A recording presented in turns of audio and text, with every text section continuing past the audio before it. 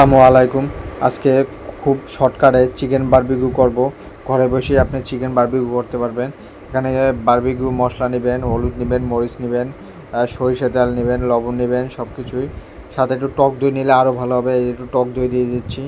সব কিছু নিয়ে তারপর একটা মুরগি মশলা নিলে আরও হবে।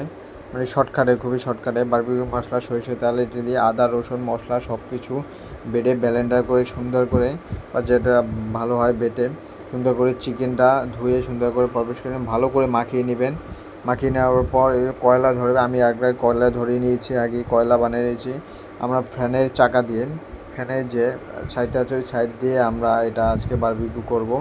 এই যে দেখেন কীভাবে সুন্দর করে মাখিয়ে অনেকক্ষণ রেখে দিচ্ছি। আর 20 মিনিট বা আধা ঘন্টার মতো রেখে দিলে ওইটা ভালো হয়। শুকনো মশলাটা কষে ভালো সুন্দর করে এটার ভিতরে ঢুকে মাংসের ভিতরে। তারপর আমরা এটাকে সুন্দর করে সাজিয়ে নিচ্ছি। সাজিয়ে নিয়ে তারপর আমরা ওই যে কয়লা হয়ে যাচ্ছে, কয়লার হয়ে পর আগুন থাকবে না, এটা শুধু পুড়বে ধাপে, শুধু কয়লার ধাপে এটা হয়ে যাবে। সুন্দর করে মশলা টশলা দিয়ে দিচ্ছি। এখন দেখেন যে কয়লায় আমরা আগুন হালকা জ্বলছে, এটা লিভে যাবে কিছুক্ষণ পর। আমরা কয়লা দিয়ে এটা করবো। এই যে এখন হয়ে গেছে সুন্দর করে ভাজা টাজার পর এই যে দেখেন কেমন হয়েছে। সস দিয়ে আমরা এটাকে খেয়ে ফেলছি। এই যে দেখেন খুবই সুন্দর হয়েছে। আশা করি আপনারাও এটা একবার ট্রাই করে দেখলে ভালো লাগবে।